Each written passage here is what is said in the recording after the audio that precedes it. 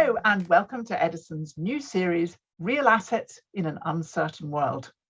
We live in an era of increasing geopolitical instability, higher inflation and tightening monetary policy.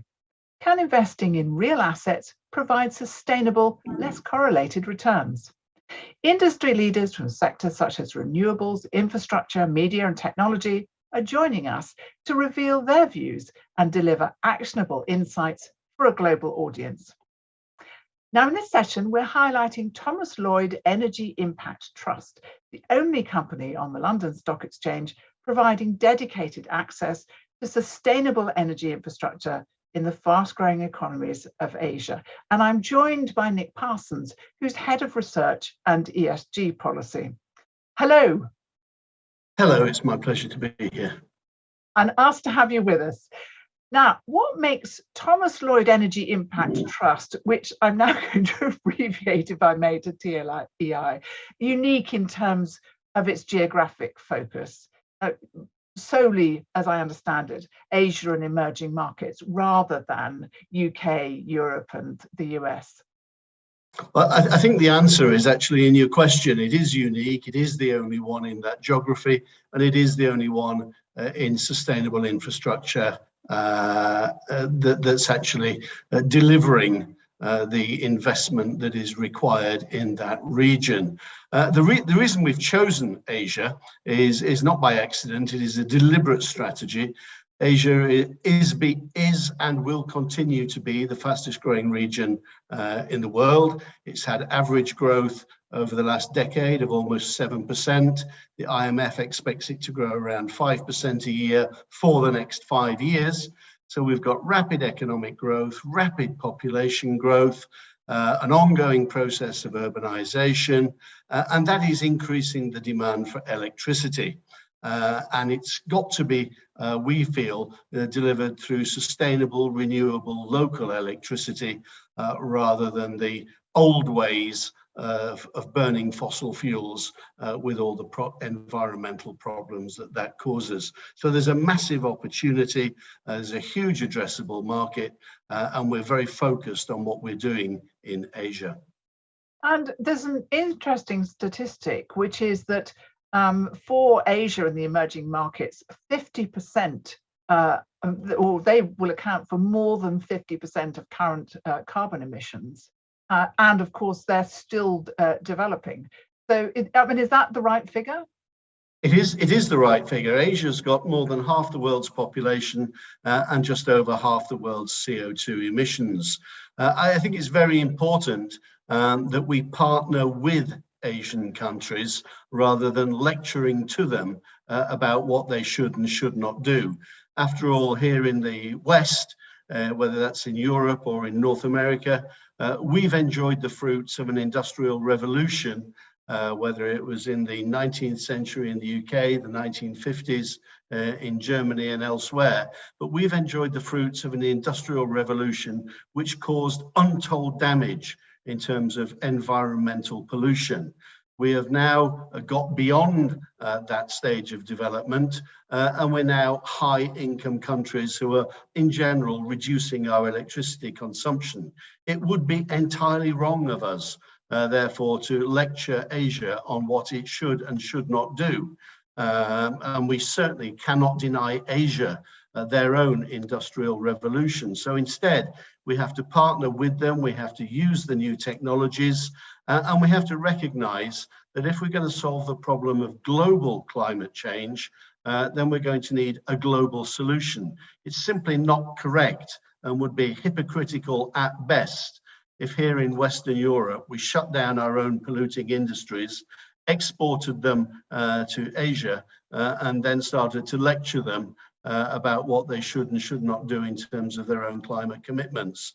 So I think it's very, very important that we work together, that we invest together, and that we find solutions together that will deliver the sustainable economic growth that Asia now deserves. It's very good to hear that view expressed so forcefully, because understanding culture is a major part of this. Now, tell me about the key assets that you're investing in and why they're particularly attractive. Well, the key assets are solar and biomass energy. Solar is important because in India, for example, it gives us scale. Solar is a replicable technology. It's relatively straightforward. And I say relatively straightforward. That is, of course, when you're using the world's best engineering firms to do the construction for you. So solar gives us scale. Solar is replicable and solar has very quick results in terms of power generation. So from conception to operation, we're only talking a matter of 3 or 4 quarters. It really can be that quick. If we were to start a solar plant in India today, it would be operational by Easter next year, possibly even earlier. So solar gives us speed, solar gives us scale.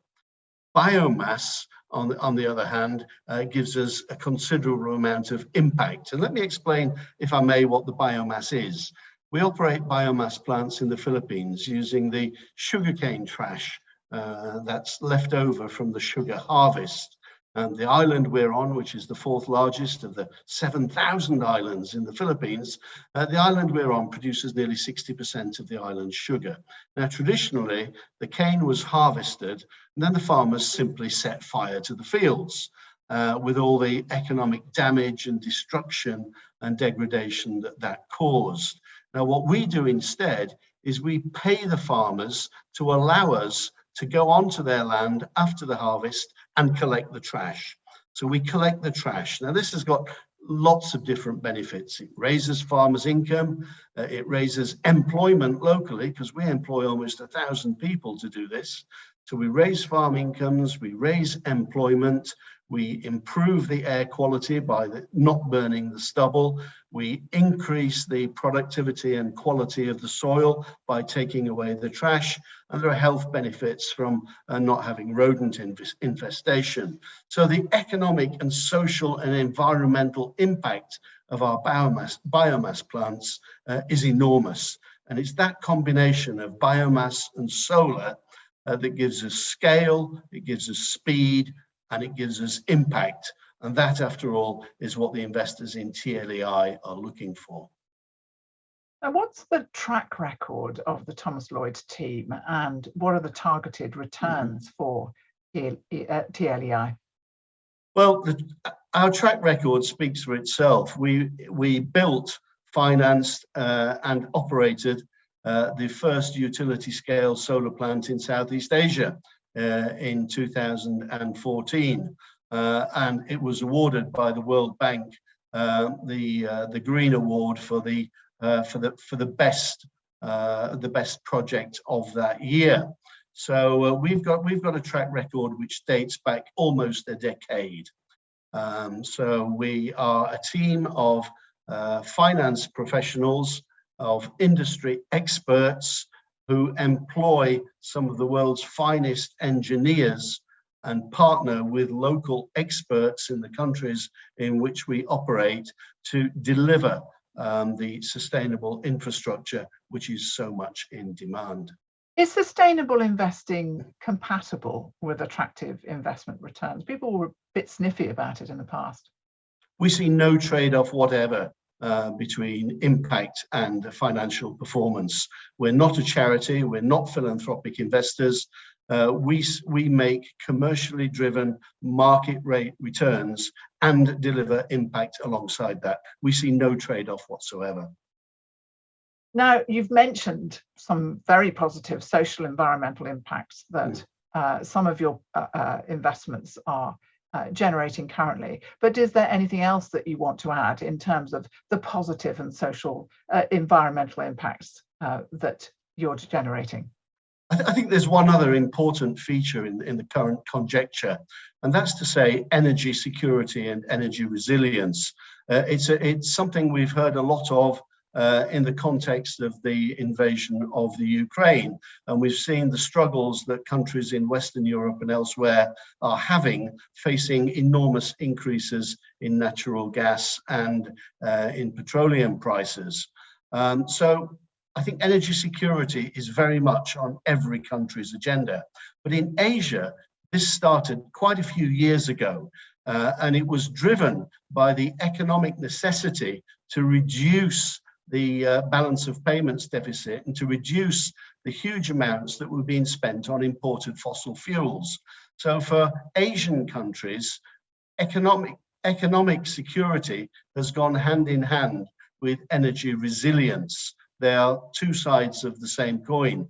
So they've been looking to reduce their dependence on imported fossil fuels and increase their output of locally produced energy, sustainable, renewable energy, providing jobs to local people, sustaining communities, driving economic growth, driving respect for institutions and the rule of law, and providing the security to families and communities, which is so necessary in these uncertain times.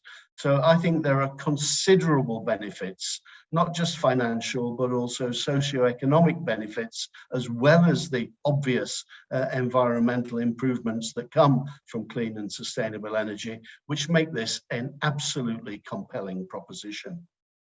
And you made a very compelling case for your compelling proposition, Nick Parsons. So Nick Parsons of ThomasLloyd Energy Impact Trust, thank you so much. It's been an absolute pleasure having you with us. Lovely to speak to you. Thank you.